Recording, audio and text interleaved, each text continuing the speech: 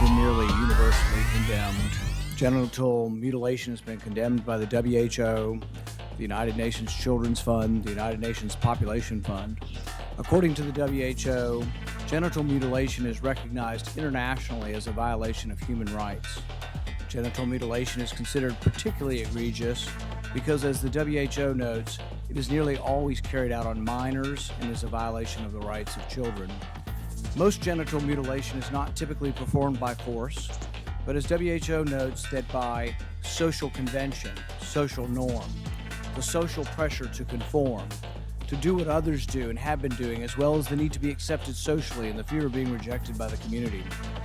American culture is now normalizing the idea that minors can be given hormones to prevent their biological development of their secondary sexual characteristics. Dr. Levine, you have supported both allowing minors to be given hormone blockers to prevent them from going through puberty, as well as surgical destruction of a minor's genitalia. Like surgical mutilation, hormonal interruption of puberty can permanently alter and prevent secondary sexual characteristics. The American College of Pediatricians reports that 80 to 95% of prepubertal children with gender dysphoria will experience resolution by late adolescence if not exposed to medical intervention and social affirmation. Dr. Levine, do you believe that minors are capable of making such a life-changing decision as changing one's sex?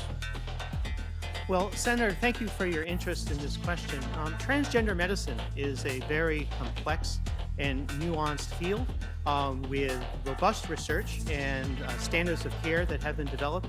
And if I am fortunate enough to be confirmed as the Assistant Secretary of Health, I would look forward to working with you and your office and coming to your office and discussing the particulars of the standards of care for transgender medicine. The specific question was about minors. Let's be a little more specific since you evaded the question. Do you support the government intervening to override the parent's consent to give a child puberty blockers, cross-sex hormones, and/or amputation surgery of breasts and genitalia? You have said that you're willing to accelerate the protocols for street kids. I'm alarmed that poor kids with no parents who are homeless and distraught, you would just go through this and allow that to happen to a minor.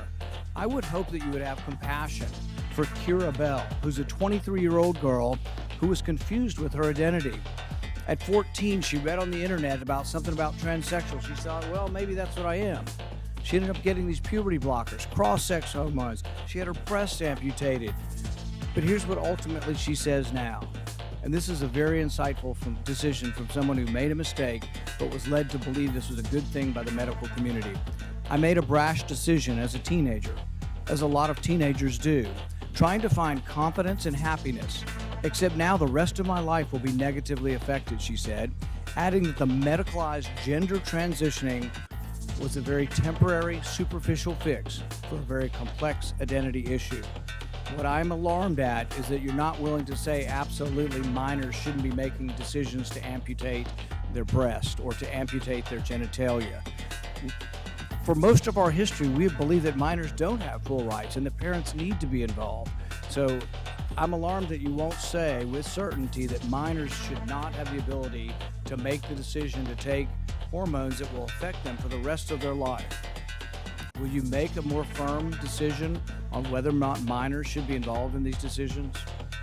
Senator, transgender medicine is a very complex and nuanced field. And if confirmed to the position of Assistant Secretary of Health, I would certainly be pleased to come to your office and talk with you and your staff about the standards of care and the complexity of this field. Let it go into the record that the witness refused to answer the question. The question is a very specific one. Should minors be making these momentous decisions? For most of the history of medicine, we wouldn't let you have a cut sewn up in the ER. But you're willing to let a minor take things that prevent their puberty, and you think they get that back? You give a woman testosterone enough that she grows a beard, you think she's going to go back looking like a woman when you stop the testosterone? You have permanently changed them. Infertility is another problem. None of these drugs have been approved for this. They're all being used off-label.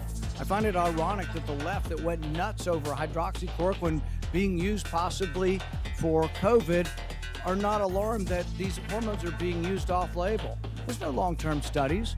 We don't know what happens to them. We do know that there are dozens and dozens of people who've been through this who regret that this happened and a permanent change happened to them.